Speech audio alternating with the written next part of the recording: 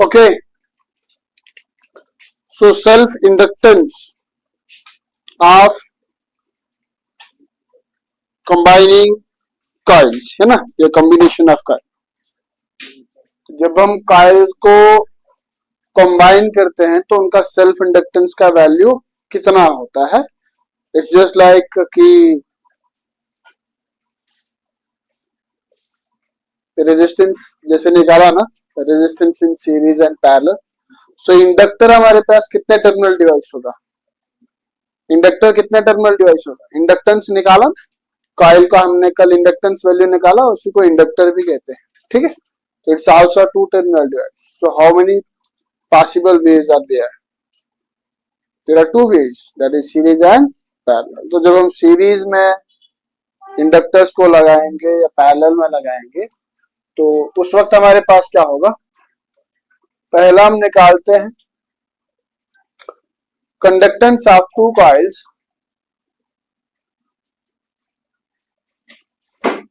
Conductance of two coils in series. जब दो coils हमारे पास सीरीज में लगती है तो उस वक्त उनका कंडक्टेंस वैल्यू कितना होता है. देखिए मैं, ये मेरे पास एक कॉइल है, इसका इंडक्टेंस वैल्यू मान के चलने की L1 है, और ये मेरे पास दूसरा कॉइल है, इसका इंडक्टेंस वैल्यू मान के चलने की L2 है. अगर इन दोनों को मैं एक सोर्स ऑफ ईएमएफ से कनेक्ट करता हूं तो क्या होगा, क्या दोनों को ईएमएफ सेम मिलेगा, दोनों को ईएमएफ सेम मिलेगा क्या? नहीं. ईएमएफ सेम कब मिलता है, जब दोनों चीजें पैरेलल में कनेक्ट होते हैं. ठीक है, तो इनको ईएमएफ सेम नहीं मिलेगा. ठीक है, ईएमएफ सेम नहीं मिलेगा. के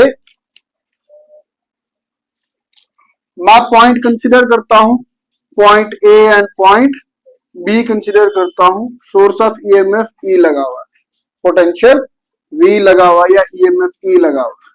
ठीक है, अच्छा देखो, फर्स्ट इंडक्टर में से करंट एंटर करेगा आई, और इस करंट का वैल्यू धीरे धीरे मैक्सिमम तक जाएगा.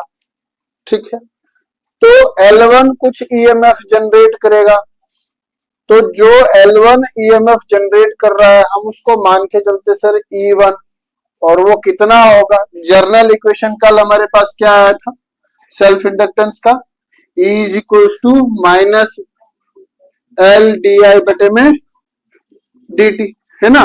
तो L को हमने बाहर निकाला था तो ये बना था हमारे पास di बटे में dt. Self inductance equals to EMF produced in the coil when the rate of change in current is unity. है ना, जब di बटे में dt क्या हो जाए 1 हो जाए तभी इंडक्टेंस किसके बराबर होगा, EMF produced in the coil. तो उसी हिसाब से E1 हमारे पास कितना हो गया, minus L1 di over dt. Let us suppose that this is equation first. अब यही करंट जब यहां से बाहर निकलेगा तो यही करंट दूसरे में भी जा रहा है. ठीक है, तो दूसरे में जब एंटर करेगा तो दूसरे कॉइल या इंडक्टर के अंदर जो हमारे पास ईएमएफ जनरेट करेगा वो कितना करेगा, E2 जनरेट करेगा. और सर वो E2 कितना होगा, इस इक्वेशन के हिसाब से minus L2 di over dt, equation number second. लेकिन law of conservation of energy क्या कहता है, E is equal to E1 plus E2, there is no loss of energy है ना. तो E किसके बराबर होगा, E इन सीरीज होगा E1 प्लस E2 के बराबर. अगर E इन सीरीज A से B तक मैं टोटल इंडक्टेंस वैल्यू L रखता हूं, A से B तक टोटल इंडक्टेंस वैल्यू कितना रखता हूं सर, L रखता हूं. दिस इज नॉट लेंथ, ध्यान देना, ये L लेंथ नहीं है, दैट इज टोटल इंडक्टेंस या नेट इंडक्टेंस वैल्यू LS मान देते हैं. ठीक है, और टोटल ईएमएफ प्रोड्यूस इसने E1 किया और इसने कितना किया E2, टोटल ईएमएफ जो होगा इन दोनों का सम होगा, दैट विल बी E. इन दोनों का सम होगा, है ना। तो वही मैंने लिखा कि E S equal to E1 plus E2। अब ई का वैल्यू अगर मैं डालूं तो वो कितना आएगा, ई का वैल्यू इन सीरीज अगर इसका वैल्यू डालते तो कितना आता है सर, ई का वैल्यू कितना है minus L S D I over D t. Suppose that this is equation third, इसको रखो इक्वेशन है, substitute the value of equation first second and third in equation A. We get, जब मैं first second और third का ए equation में value डालूंगा तो मेरे पास क्या आएगा, minus L S D I over D T is equal to minus L1 D I over D T plus से plus minus minus L2 D I over D T, है ना। D I over minus D I over D T common कर दो भैया, L S equal to minus D I over D T common कर दिया, अंदर क्या बचा सर, L1 प्लस L2, ठीक है। I d over D t minus minus खत्म, तो total inductance in series will become is equal to direct sum के बराबर, डायरेक्ट एल्जेब्रिक सम के बराबर होगा। सीरीज में इंडक्टेंस का वैल्यू किसके बराबर होगा, डायरेक्ट सम के बराबर। क्लियर कि sir L S is equal to L1 plus L2। Okay, second combination हमारे पास कौन सा है, पैरेलल कॉम्बिनेशन। और पैरेलल कॉम्बिनेशन जब हम इनको पैरेलली लगाएंगे तो किसी पॉइंट पर आकर करंट टूट जाएगा। किरचॉफ्स लॉ के तहत किसी एक पॉइंट पर आके करंट टूट जाएगा, और जब करंट टूटेगा तो law of conservation of charge कहता है ना कि sir I1 equals to I equals to I1 plus I2 के बराबर होगा, है ना। टोटल करंट जो होगा वो किसके बराबर होगा, जितना करंट पीछे से आ रहा था वही करंट आगे डिस्ट्रीब्यूट होगा, तो करंट के हिसाब से उसको निकालेंगे, ठीक है। Conductance of two coils in parallel, parallel combination में देखते हैं कि पैरेलल कॉम्बिनेशन में क्या होगा, इन पैरेलल, ठीक है। देख लो, एक कॉइल मेरे पास ये है, इसका कंडक्टेंस वैल्यू L1 है, और दूसरा कॉइल मेरे पास ये है, इसका इंडक्टेंस वैल्यू कितना है सर, L2 है। इन दोनों को अब हमें क्या करना है, पैरेलल कॉम्बिनेशन में डालना। जरूरी नहीं है तो आप 3 भी ले सकते हैं, चलो 3 ले लेते हैं, ठीक है। एक और ले लिया, एक और इंडक्टर ले लिया, ये इन तीनों को मैंने किसी एक सोर्स ऑफ ईएमएफ से कनेक्ट कर दिया। यहां पर मेरे पास की, जब मैं की को क्लोज करूंगा तो करंट का फ्लो स्टार्ट हो जाएगा, है ना। तो इस पॉइंट पर आके करंट 3 हिस्सों में बटेगा। इस पॉइंट पर आके करंट कितने हिस्सों में बटेगा सर, 3 हिस्सों में बटेगा। इसका इंडक्टेंस वैल्यू L3। मान के चलो कि सर I1 करंट जो है वो गया इंडक्टर 1 में से, I2 करंट जो है वो इंडक्टर सेकंड में से, और I3 करंट जो है वो गया इंडक्टर थर्ड में से। इस पॉइंट पर आके फिर से यही करंट मीट करेंगी, और यहां से आके फिर से आई होगा, है ना। यही होगा सर्किट डायग्राम इसका। अगर हम ईएमएफ की बात करें तो ईएमएफ किसके बराबर है, minus L D I over D T. मैं इस पॉइंट को कंसिडर करता हूं ए, और इस पॉइंट को कंसिडर करता हूं B, point A and point B. अब भाई देखिए, अब क्या हो रहा है, अब हो ऐसे रहा है कि इन तीनों इंडक्टर्स को सेम ईएमएफ मिल रहा है, क्योंकि पोटेंशियल का पॉजिटिव टर्मिनल यहाँ पर है और ये नेगेटिव टर्मिनल। इस इंडक्टर का, इस इंडक्टर का और ये इंडक्टर डायरेक्टली पॉइंट पॉजिटिव पर कनेक्टेड है, तो सबको पोटेंशियल सेम मिल रहा है, बी जो मिल रहा है सबको बराबर मिल रहा है, लेकिन करंट सबको अलग अलग मिल रहा है, करंट सबको अलग अलग मिल रहा है, ठीक है। अगर मैं इसको ऐसा कर दूं, डी बाई डी हटा दूं, डेरिवेटिव के रिस्पेक्ट में हटा दूं, हटा दूंगा नहीं हटा दूं, चलो भाई अगर नहीं हटाना है तो ऐसे ही रखते हैं। मैं क्या करता हूं, ई बटे में L equals to minus D I बटे में डी टी कर दूं, ऐसा चलेगा, ठीक है।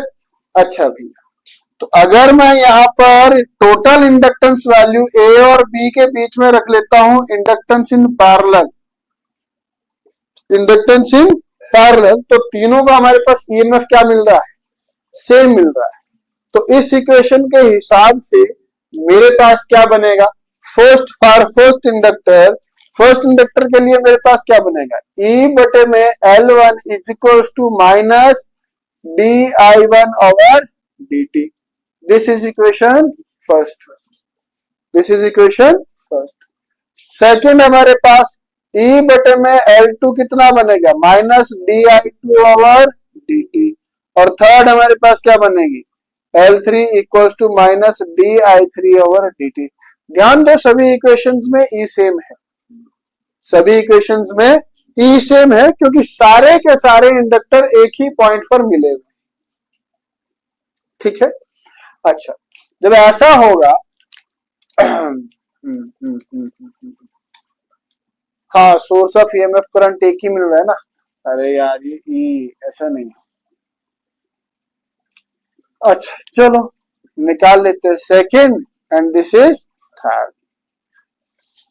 टोटल करंट आई किसके बराबर है, डी आई और डी टी किसके बराबर है, that is equal to minus D I और डी टी, वो किसके बराबर होगा, ये इन सब का सम होगा ना, एल्जेब्रिक सम होगा, क्योंकि law of conservation of charge कहता है कि कोई भी करंट का लॉस नहीं होगा। तो ये कितना होगा भैया, minus D I one over D t minus D I two over D t minus D I three over D t. तो सबका d by d t minus common कर दो या वैल्यू डाल दो, इन सबका वैल्यू डाल दो। जो वैल्यू डालेंगे तो minus D I over D T किसके बराबर है, ई बटे में L P is equal to E बटे में L one plus minus minus plus हो जाएगा ना, तो कितना हो जाएगा, ई बटे में एल टू प्लस ई बटे में एल थ्री। ई कॉमन कर दो, ई बटे में L P is equal to E one over L one plus one over L two plus one over L three. E खत्म हो जाएगा तो इंडक्टेंस वैल्यू इन सीरीज हमारे पास कितना होगा, रेसिप्रोकल सम के बराबर होगा। कितना होगा, रेसिप्रोकल सम के बराबर होगा। ठीक है, ये है इंडक्टेंस इन पैरेलल। ओके, तो इंडक्टर और रेजिस्टेंस का कॉम्बिनेशन जब हम करते हैं इन सीरीज एंड पैरेलल, लगभग दोनों का लगभग क्या सेम है ना। इंडक्टर हमारे पास पैरेलल में रेसिप्रोकल सम हो रहा है और रेजिस्टेंस भी हमारे पास पैरेलल में। और देखो भैया, इंडक्टर को कल हमने क्या कहा था, इनर्शिया ऑफ इलेक्ट्रिसिटी कहा था। तो इनर्शिया ऑफ इलेक्ट्रिसिटी मतलब रेजिस्ट करेगा, तो इंडक्टर भी रेजिस्टेंस ऑफर करता है एक सर्किट में इंडक्टर भी रेजिस्टेंस ऑफर करता है। हर एक इलेक्ट्रॉनिक डिवाइस जो है ना, हमने कहाँ पे पढ़ा था, ये किरचॉफ्स लॉ में पढ़ा था कि भाई एक सर्किट में सिर्फ दो ही चीजें हो सकती है, एक वो जो पोटेंशियल प्रोवाइड करती है और दूसरी वो जो पोटेंशियल खाती है। पोटेंशियल प्रोवाइड कौन करता है, बैटरी, सोर्स ऑफ ईएमएफ, और पोटेंशियल खाती बाकी सारी चीजें, resistance, inductor, capacitor, transistor, diode, सारे के सारे, इवन कंडक्टर भी हमारे पास रेजिस्टेंस ऑफर करते। ठीक है, बंद कर दे।